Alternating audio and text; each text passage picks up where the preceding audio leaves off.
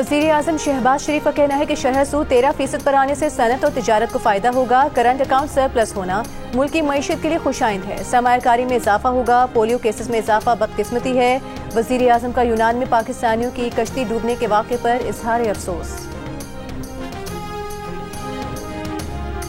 कानून साजी का जो अमल मुकम्मल हो चुका है उसे मुकम्मल तस्लीम किया जाए। मौलाना फजल रहमान की खालिद मकबूल सिद्दीकी की क़यादत में MKM पाकिस्तान के वफ़द से मुलाकात के बाद गुफ्तगू। कहा, दीनी मदारिस से मुताल्लिक़ कानून साजी को ऐवान सदर ने उलझा दिया है।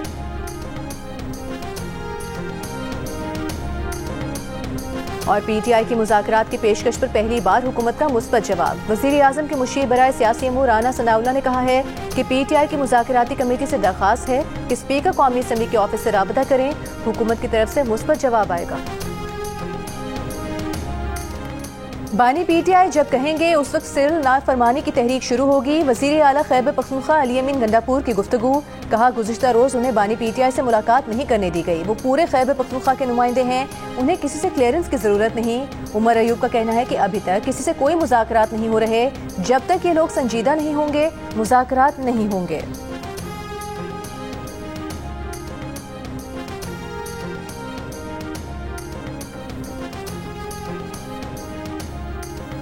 वज़ीर आज़म के मुशीर राना सनाउल्लाह का कहना है कि PTI से मुज़ाकरात में इस्टेब्लिशमेंट नहीं, खुद बानी PTI सबसे बड़ी रुकावट हैं। तहरीक इंसाफ की दूसरे दर्जे की क़यादत हुकूमत से बातचीत के हक में है, लेकिन इनकी मुज़ाकरात की ख्वाहिश बानी PTI ने मुस्तरद कर दी, जिसका नतीजा 26 नवंबर जैसे वाक़े की सूरत सामने आया। एडिटर इन्वेस्टिगेशन दी न्यूज़ अंसार अब्बासी से गुफ्तगू में राना सनाउल्लाह का कहना था कि हुकूमत PTI की दूसरे दर्जे की क़यादत से राब्ते में है, लेकिन बानी PTI की जानिब से इन्हें वीटो किए जाने के बायस ये बेबस हैं।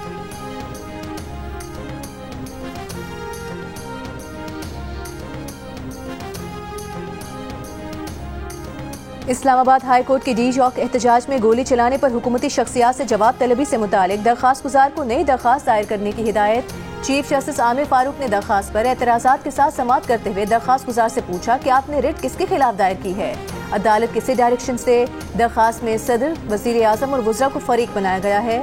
दरख्वास्त गुजार ने कहा कि वज़ीर आज़म और वज़रा को इसलिए पार्टी बनाया क्योंकि वो 26 नवंबर के मामले में मुलविस हैं। सबूत अखबारात में मौजूद हैं। चीफ जस्टिस आमिर फारूक ने कहा कि हम अखबारात की तराशों की बुनियाद पर तो किसी को इन पर्सन नहीं बुला सकते। मुझे या आपको तो तहकीकात नहीं करनी, ये इदारों का काम है। आप अपनी रिट को बाकायदा बनाएं। वज़ीर आला पंजाब मरियम नवाज का सूबे में जारी वैक्सीनेशन मुहिम के दौरान पोलियो टीमों का तहफ़्फ़ुज़ यकीनी बनाने का हुक्म। मरियम नवाज का कहना है कि पोलियो के खात्मे के जिहाद में शरीक वर्कर्स का तहफ़्फ़ुज़ हर सूरत यकीनी बनाना हुकूमत की जिम्मेदारी है। पंजाब को मुकम्मल तौर पर पोलियो फ्री बनाना हमारा आज़्म है। मरियम नवाज की जानिब से तमाम अज़ला में जारी वैक्सीनेशन मुहिम के दौरान SOPs पर अमल दरामद की हिदायत और आवाम से पोलियो वर्कर्स से भरपूर ताउन की अपील की गई।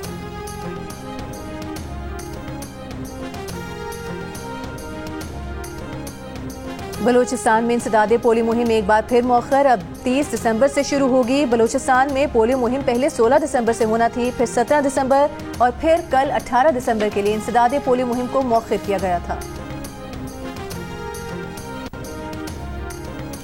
लंदन की क्रिमिनल कोर्ट ने सारा शरीफ कत्ल केस में बाप और सौतेली मां को उम्र कैद की सजा सुना दी। वालिद इरफान शरीफ को कम से कम 40 साल और सौतेली मां बिनिश बतूल को कम से कम 33 साल जेल में गुजारना होंगे।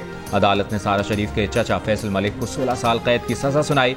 जज ने कहा कि सजा का कम से कम वक्त खत्म होने के बाद भी रिहाई की गारंटी नहीं, कम से कम सजा का वक्त खत्म होने के बाद पैरोल फैसला किया जाएगा। कौमी असम्बली में शहरियार आफरीदी की पार्लियामान का वक्त कुरम भेजने की दरख्वास्त। कहा, 3 हफ्तों से जिरगा चल रहा है, कोई जिम्मेदारी लेने को तैयार नहीं। लोग बाहर से आते हैं और आपस में लड़वा कर भाग जाते हैं। बेशक सूबे का किरदार है, लेकिन वहाँ विफाक किरदार अदा क्यों नहीं कर रहा। जिला कुरम में क़याम अमन के लिए कोहाट में ग्रैंड जिरगा आज दोबारा होगा। पिशावर पारा चिनार मरकजी शाहराह समेत आमदोरफ्त के रास्ते 70 रोज से बंद। MS पारा चिनार अस्पताल के मुताबिक 2 माह के दौरान 29 बच्चे इलाज और सहूलियात न मिलने के बायस इंतकाल कर चुके हैं।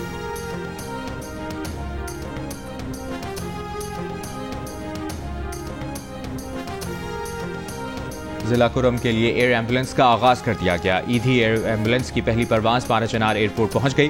फैसल ईदी भी अपनी टीम के हमरा पाराचनार पहुंच गए। फैसल ईदी का कहना है कि बदअमनी से मुतासर अवाम की मुश्किलात का जायजा लेने के लिए खुद पहुंचा हूं। ईदी एयर एम्बुलेंस में पेशावर से अद्वियात और यहां से मरीजों को पेशावर पहुंचाया जाएगा।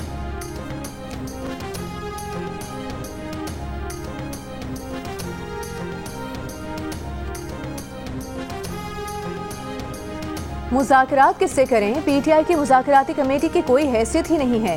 वज़ीर इत्तलात पंजाब अस्मा बुखारी की गुफ्तगू। कहा, बानी पीटीआई खुद अपने पार्टी लीडर्स पर अदम एतमाद का इजहार कर चुके हैं।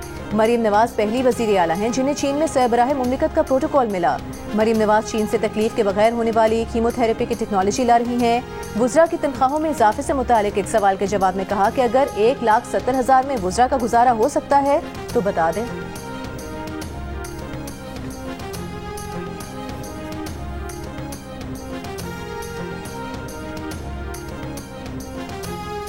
बानी पीटीआई को इलेक्शन कमीशन और चीफ इलेक्शन कमिश्नर की तौहीन के केस में वीडियो लिंक से पेश नहीं किया गया। इलेक्शन कमीशन हुक्काम ने बताया कि उनकी टीम अडियाला जेल में मौजूद है, लेकिन जैमर ऑन होने की वजह से मोबाइल फोन्स बंद हैं। जेल हुक्काम की तरफ से ताउन नहीं किया जा रहा। बानी के वकील फैसल चौधरी ने कहा कि जाती हाजिरी के बगैर शवाहिद रिकॉर्ड नहीं किए जा सकते। बानी पीटीआई को अदालतों में दानिस्ता तौर पर पेश नहीं किया जा रहा। प्रोसिक्यूटर जनरल ने कहा कि अडियाला जेल में सिग्नल्स का मसला है, इन्हें पेश ना करना दानिस्ता नहीं लगता। इलेक्शन कमीशन ने जेल हुक्काम से जवाब तलब करते हुए समाअत 15 जनवरी तक मुलतवी कर दी।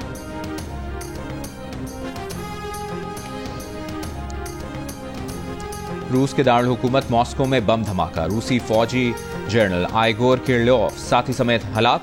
लेफ्टिनेंट जनरल इगोर रूसी जौहरी हथियारों की दिफाई फोर्स के सरबराह थे। रूसी हुक्काम के मुताबिक बम इलेक्ट्रिक स्कूटर में नस्ब किया गया था। यूक्रेन ने रूसी जनरल के कत्ल की जिम्मेदारी कबूल कर ली। यूक्रेनी सिक्योरिटी जराये के मुताबिक रूसी जनरल का कत्ल यूक्रेनी इंटेलिजेंस एजेंसी SPU का काम है। रूस का यूक्रेनी फौज और सियासी क़यादत से जनरल क्रीलोव के कत्ल का बदला लेने का ऐलान।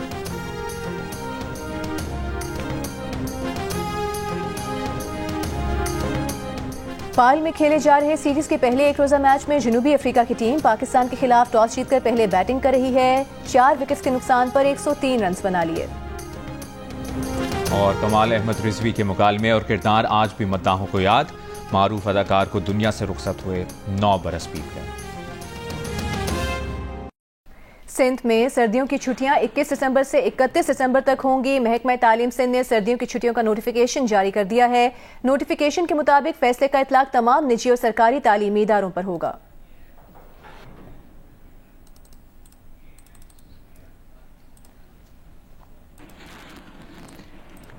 सिंध में सर्दियों की छुट्टियां 21 दिसंबर से 31 दिसंबर तक होंगी। महकमा तालीम सिंध ने सर्दियों की छुट्टियों का नोटिफिकेशन जारी कर दिया है।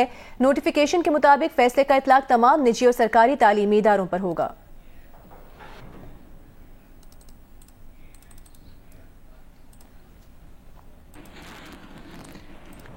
सिंध में सर्दियों की छुट्टियां 21 दिसंबर से 31 दिसंबर तक होंगी। महकमा तालीम सिंध ने सर्दियों की छुट्टियों का नोटिफिकेशन जारी कर दिया है। नोटिफिकेशन के मुताबिक फैसले का इतलाक तमाम निजी और सरकारी तालीमी इदारों पर होगा।